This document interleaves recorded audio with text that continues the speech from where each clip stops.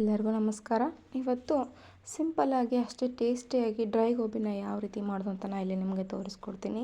ಇನ್ನು ಯಾರಾದರೂ ನಮ್ಮ ಚಾನಲ್ನ ಹೊಸದಾಗಿ ನೋಡ್ತಾ ಇದ್ದರೆ ಪ್ಲೀಸ್ ಸಬ್ಸ್ಕ್ರೈಬ್ ಮಾಡ್ಕೊಳ್ಳಿ, ಹಾಗೆ ಪಕ್ಕದಲ್ಲಿರುವ ಬೆಲ್ ಐಕಾನನ್ನು ಕ್ಲಿಕ್ ಮಾಡ್ಕೊಳ್ಳಿ. ಈಗ ಯಾವ ರೀತಿ ಮಾಡೋದು ಅಂತ ನೋಡ್ಕೊಂಬರೋಣ. ನಾನು ಇಲ್ಲಿ ಒಂದು ಪಾತ್ರೆಯಲ್ಲಿ ನೀರು ಬಿಸಿ ಮಾಡ್ಕೊಂಡು ಇಟ್ಕೊಂಡಿನಿ. ಒಂದು ಚಿಟಿಕೆ ಆಗೋಷ್ಟು ನಾನು ಇಲ್ಲಿ ಅರಿಶಿನ ಪುಡಿಯನ್ನು ಹಾಕ್ಕೊಂಡಿನಿ. ಆನಂತರ ನಾನು ಇಲ್ಲಿ ಉಪ್ಪನ್ನು ಹಾಕ್ಕೊಂಡಿನಿ. ಅದಾದ ನಂತರ ನಾನು ಇಲ್ಲಿ ಗೋಬಿನ ಸಣ್ಣದಾಗಿ ಕಟ್ ಮಾಡಿ ಇಟ್ಕೊಂಡಿದ್ದೆ. ನೀವು ದೊಡ್ಡ ಸೈಜಲ್ಲೂ ಕಟ್ ಮಾಡ್ಕೋಬೋದು. ಇದನ್ನು ನಾನು ಇಲ್ಲಿ ಗೋಬಿನ ಹಾಕಿ ನಾನು ಇದೊಂದು 5 ನಿಮಿಷ ಇದು ಹೀಗೆ ಬಿಡ್ತೀನಿ ಬಿಸಿನೀರಲ್ಲಿ. ಈ ಬಿಸಿನೀರಲ್ಲಿ ಬಿಟ್ಟಾದ ನಂತರ 5 ನಿಮಿಷ ಆದ ನಂತರ ಇದನ್ನು ಸೋದಿಸ್ಕೋಬೇಕು. ಒಂದು ಬಟ್ಟಲಲ್ಲಿ ಒಂದು ಬೌಲ್ ತೊಗೊಂಡು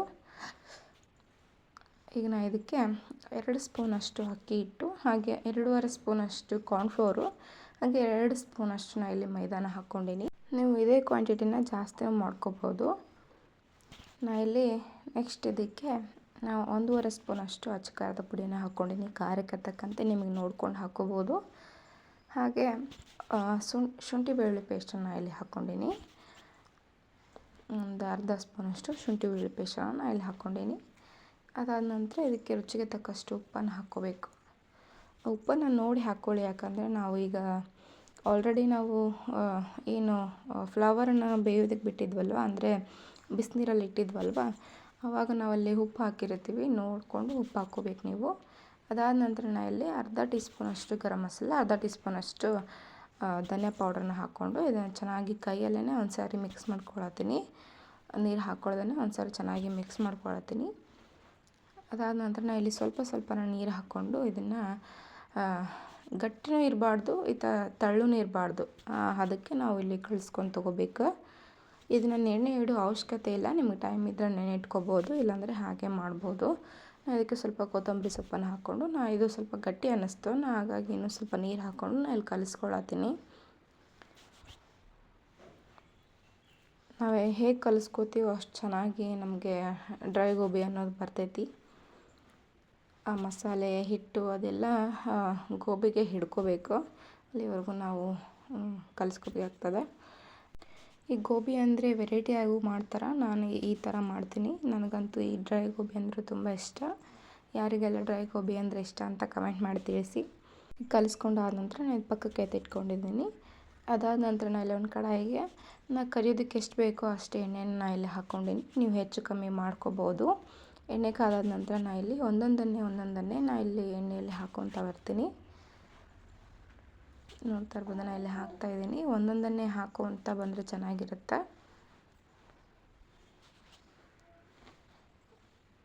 ಈ ಗೋಬಿ ಹಾಕಿದ ನಂತರ ನಾವು ಏನು ಮಾಡಬೇಕಪ್ಪ ಅಂತಂದ್ರೆ, ಹಾಗೆ ನಾವು ಸೌಟು ಹಾಕಿ ತಿರುಗಿಸ್ಬಿಡ್ಬಾರ್ದು. ಅದನ್ನು 1 ನಿಮಿಷ ಬಿಡಬೇಕು. ನಿಮಗೆ 1 ನಿಮಿಷ ಟೈಮಿಂಗ್ ಗೊತ್ತಾಗಲಿಲ್ಲ ಅಂತಂದರೆ ನೊರೆ ಎಲ್ಲ ಕಮ್ಮಿ ಆಗ್ತಾ ಬರುತ್ತೆ. ನೋಡಿ, ಈಗ ನೊರೆ ಜಾಸ್ತಿ ಇದೆಯಲ್ವಾ, ನಾವು ಇದು ಗೋಬಿ ಹಾಕೋಬೇಕಾದ್ರೆ ನೊರೆ ಜಾಸ್ತಿ ಬರ್ತಿದೆ ಅಲ್ವಾ, ನೊರೆ ಕಮ್ಮಿ ಆಗ್ತದಂತೆ ನಾವು ಇದನ್ನು ಸೌಟಿಂದ ಒಳಿಸಿ ಹಾಕೋಬೇಕಾಗ್ತದೆ. ತೋರಿಸ್ತೇನೆ ನಿಮ್ಗೆ ಯಾವ ಥರ ಅಂತ. ಈಗ ನೋಡ್ತಾ ಇರ್ಬೋದು, ಲೈಟಾಗಿ ನೊರೆ ಕಮ್ಮಿ ಹಾಕುವಂತ ಬಂದೈತಿ. ನಾನು ಈಗ ನೋಡ್ತಾ ಇರ್ಬೋದು, ಜಾನಿ ಸೌಟ್ ಅಂತಾರಲ್ಲ, ನಾನು ಇದಕ್ಕೆ ಜಾನಿ ಸೌಟ್ ಅಂತ ಕರಿತೀನಿ. ನೀವೇನಂತ ಕರಿತೀರಾ ಅಂತ ಕಮೆಂಟ್ ಮಾಡಿ. ನಾನು ಇದರಲ್ಲೇ ತಿರುಗಿಸಿ ಹಾಕ್ಕೊಂಡಿನಿ. 2 ಕಡೆ ಚೆನ್ನಾಗಿ ಫ್ರೈ ಮಾಡ್ಕೋಬೇಕು. ಮೀಡಿಯಮ್ ಫ್ಲೇಮಲ್ಲೇ ಇಟ್ಕೊಂಡು ನೀವು ಫ್ರೈ ಮಾಡ್ಕೋಬೇಕಾಗ್ತದೆ. ಹೈ ಫ್ಲೇಮಲ್ಲಿ ಇಟ್ಟರೆ ಏನಾಗುತ್ತೆ ಅಂದರೆ ಜಾಸ್ತಿ ಎಣ್ಣೆ ಹೀರ್ಕೊಳ್ಳುತ್ತೆ, ಹಾಗಾಗಿ ಒಳಗೆ ಬೆಂದಿರುವುದಿಲ್ಲ.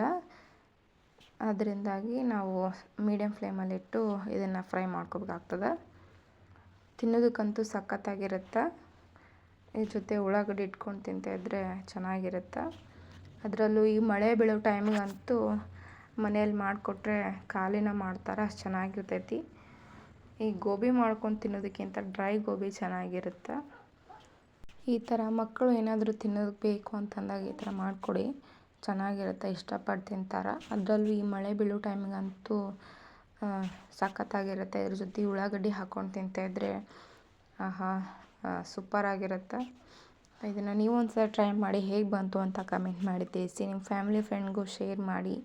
ಹಾಗೆ ಇನ್ನೂ ಯಾರಾದರೂ ನಮ್ಮ ಚಾನಲ್ನ ಹೊಸದಾಗಿ ನೋಡ್ತಾ ಇದ್ದರೆ ಪ್ಲೀಸ್ ಸಬ್ಸ್ಕ್ರೈಬ್ ಮಾಡ್ಕೊಳ್ಳಿ, ಹಾಗೆ ಪಕ್ಕದಲ್ಲಿರುವ ಬೆಲ್ ಐಕಾನನ್ನು ಕ್ಲಿಕ್ ಮಾಡ್ಕೊಳ್ಳಿ. ಇನ್ನೂ ಇದೇ ಥರ ಹೆಚ್ಚಿನ ವಿಡಿಯೋಗಳಿಗಾಗಿ ನಮ್ಮ ಪೇಜ್ನ ಫಾಲೋ ಮಾಡಿ. Thank you.